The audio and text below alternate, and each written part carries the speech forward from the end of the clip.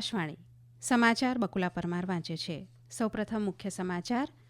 રાષ્ટ્રપતિ દ્રૌપદી મુર્મુ પ્રજાસત્તાક દિવસની પૂર્વ સંધ્યાએ આજે રાષ્ટ્રને સંબોધિત કરશે.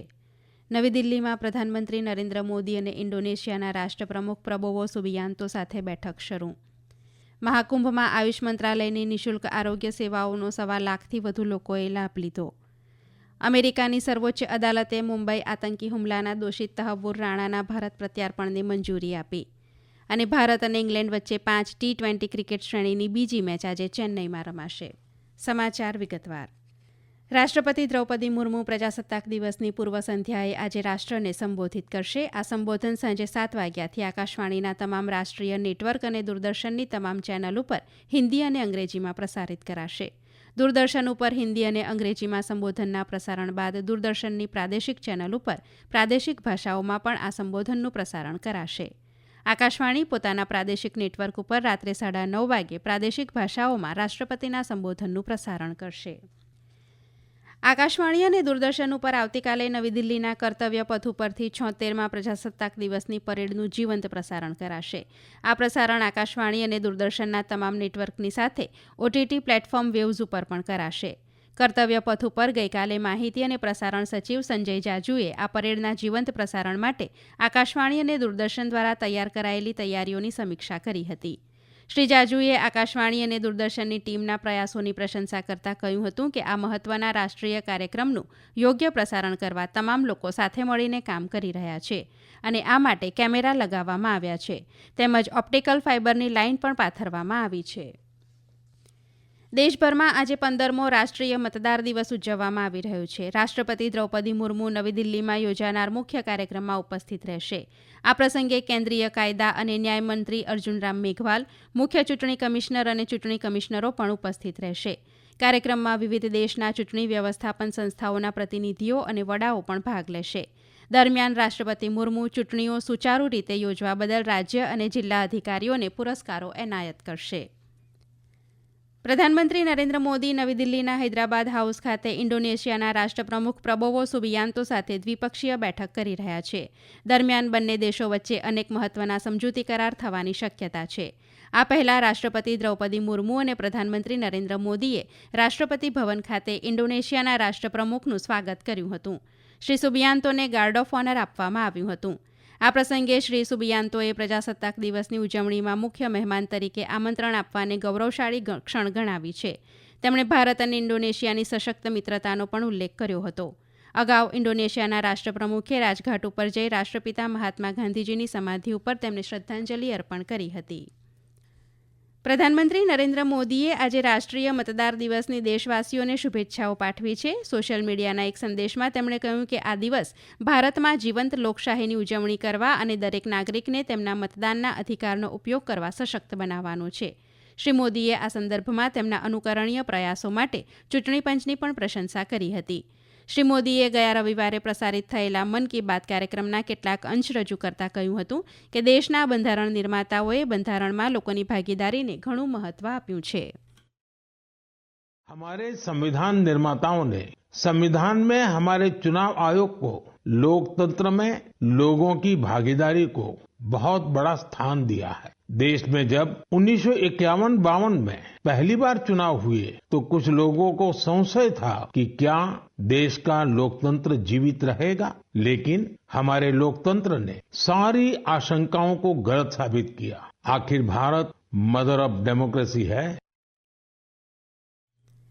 દેશના મુખ્ય ચૂંટણી કમિશનર રાજીવ કુમારે ગઈકાલે જણાવ્યું હતું કે ચૂંટણી પંચ દેશની સેવાના 75 વર્ષ પૂર્ણ કરી રહ્યું હોવાથી આ વખતનો રાષ્ટ્રીય મતદાર દિવસ મહત્વનો છે.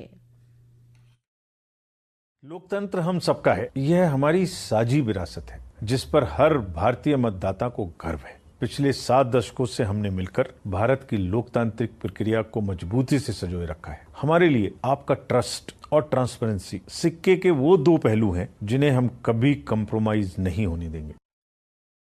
હવે મહાકુંભ અંગેના સમાચાર.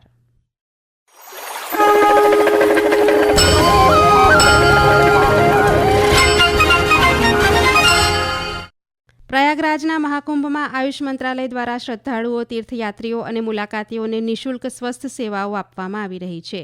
અમારા સંવાદદાતાએ જણાવ્યું કે અત્યાર સુધી 1,21,000થી વધુ શ્રદ્ધાળુઓએ આયુષ સેવાનો લાભ લીધો છે. સાંભળીએ એક અહેવાલ. आयुष मंत्रालय महाकुंभ में देश और विदेश से आए श्रद्धालुओं को निःशुल्क स्वास्थ्य सेवाएं प्रदान कर रहा है. 80 डॉक्टरों की टीम 20 ओपीडी के माध्यम से 24 घंटे लगातार स्वास्थ्य सेवाएं प्रदान कर रही है. विदेशी श्रद्धालु भी ओपीडी परामर्श सहित आयुष सेवाओं का लाभ ले रहे हैं. वहीं बुजुर्गों के स्वास्थ्य पर विशेष ध्यान देने के लिए आयुष डॉक्टरों की एक टीम समर्पित है. इसके अलावा संगम क्षेत्र में निर्धारित स्थानों में प्रतिदिन सुबह के समय मोरारजी देसाई राष्ट्रीय योग संस्थान के प्रशिक्षकों द्वारा योग सत्र का आयोजन किया जा रहा है. આ સમાચાર આપ આકાશવાણી ઉપરથી સાંભળી રહ્યા છો. આ સમાચાર આપ અમારી YouTube channel AIR news Gujarat ઉપર પણ સાંભળી શકશો. વધુ સમાચાર માટે અમારી વેબસાઇટ newsonair.gov.in/gujarati અને અમારા એક્સ હેન્ડલ AIR_news_ABAD ને ફોલો કરશો. અમેરિકાની સર્વોચ્ચ અદાલતે મુંબઈ આતંકવાદી હુમલાના દોષિત તહવ્વુર રાણાની સમીક્ષા અરજી ફગાવી તેના ભારત પ્રત્યાર્પણને મંજૂરી આપી છે. ભારત પાકિસ્તાની મૂળના કેનેડિયન ઉદ્યોગપતિ રાણાના પ્રત્યાર્પણની માંગ કરી રહ્યું હતું. તેની ઉપર વર્ષ 2008માં મુંબઈ 26/11 આતંકવાદી હુમલામાં મુખ્ય ભૂમિકા ભજવવાનો આરોપ છે. આ હુમલામાં 160 લોકોના મોત થયા હતા. તહવ્વુર રાણાનો સંબંધ કથિત રીતે આતંકી હુમલામાં મુખ્ય ષડયંત્રકારોમાંથી એક પાકિસ્તાની અમેરિકન આતંકવાદી ડેવિડ કોલમેન હેડલી સાથે છે. નીચલી અદાલતોમાં કાયદાકીય લડત હારી ગયા બાદ રાણાએ ભારતમાં પ્રત્યાર્પણ સામે અમેરિકાની સર્વોચ્ચ અદાલતમાં અરજી કરી હતી.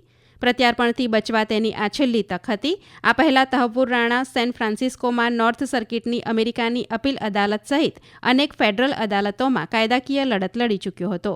હાલમાં 64 વર્ષીય રાણા લોસ એન્જલસની મહાનગર અટકાયતના કેન્દ્રમાં છે. અમેરિકામાં ગેરકાયદેસર રીતે રહેતા લોકોને અમેરિકાના લશ્કરી વિમાનો મારફતે તેમના સ્વદેશમાં મોકલવામાં આવી રહ્યા છે. ડોનાલ્ડ ટ્રમ્પે દેશના 47માં રાષ્ટ્રપ્રમુખ તરીકે પદભાર સંભાળ્યા બાદ આ કાર્ય હાથ ધરાયું છે. ચૂંટણી પ્રચાર દરમિયાન ગેરકાયદેસર રીતે અન્ય દેશમાંથી અમેરિકામાં આવીને વસેલા લોકોનો સામૂહિક દેશ નિકાલ શ્રી ટ્રમ્પના મુખ્ય ચૂંટણી વચનોમાંનો એક રહ્યો છે. તેના ભાગરૂપે રાષ્ટ્રપ્રમુખ ટ્રમ્પે એક કાર્યકારી આદેશ ઉપર હસ્તાક્ષર કર્યા છે, જેમાં જાહેર કરાયું છે કે જરૂરી દસ્તાવેજ વિનાના લોકોના ભવિષ્યમાં જન્મનારા બાળકોને પણ અમેરિકાના નાગરિક ગણવામાં નહીં આવે. અમેરિકાના સંરક્ષણ વિભાગના જણાવ્યા મુજબ ગ્વાટેમાલાના લોકોને 2 વિમાનો દ્વારા તેમના દેશમાં પરત મોકલાયા હતા. ગ્વાટેમાલાના અધિકારીઓએ આ બાબતની પુષ્ટિ કરી છે. ભારત અને ઇંગ્લેન્ડ વચ્ચે 5 T20 ક્રિકેટ મેચની શ્રેણીની બીજી મેચ આજે ચેન્નઈના MA ચિદમ્બરમ સ્ટેડિયમમાં રમાશે. આ મેચ સાંજે 7 વાગે શરૂ થશે. સુકાની સૂર્યકુમાર યાદવના નેતૃત્વમાં ભારતીય ટીમ આ શ્રેણીમાં 1-0થી આગળ ચાલી રહ્યું છે. આ પહેલા બુધવારે કોલકાતામાં રમાયેલી મેચમાં ભારતે ઇંગ્લેન્ડને 7 વિકેટથી હરાવ્યું હતું. ઉત્તરાખંડના ઉત્તરકાશી જિલ્લામાં આજે સવારે 5:48 ધરતીકંપના સામાન્ય આંચકાઓ અનુભવાયા હતા. સદનસીબે કોઈ જાનહાનિ થઈ ન હતી. રાષ્ટ્રીય ધરતીકંપ વિજ્ઞાન કેન્દ્રના જણાવ્યા મુજબ રેક્ટર સ્કેલ ઉપર ધરતીકંપની તીવ્રતા 2.4 માપવામાં આવી હતી. અંતમાં મુખ્ય સમાચાર ફરી એકવાર. રાષ્ટ્રપતિ દ્રૌપદી મુર્મુ પ્રજાસત્તાક દિવસની પૂર્વ સંધ્યાએ આજે રાષ્ટ્રને સંબોધિત કરશે. નવી દિલ્હીમાં પ્રધાનમંત્રી નરેન્દ્ર મોદી અને ઇન્ડોનેશિયાના રાષ્ટ્રપ્રમુખ પ્રબોવો સુબિયાન્તો સાથે બેઠક શરૂ.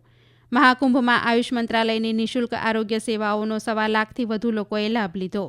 અમેરિકાની સર્વોચ્ચ અદાલતે મુંબઈ આતંકી હુમલાના દોષિત તહવ્વુર રાણાના ભારત પ્રત્યાર્પણને મંજૂરી આપી. અને ભારત અને ઇંગ્લેન્ડ વચ્ચે 5 T20 ક્રિકેટ શ્રેણીની બીજી મેચ આજે ચેન્નઈમાં રમાશે. આકાશવાણી ઉપરથી સમાચાર પૂરા થયા.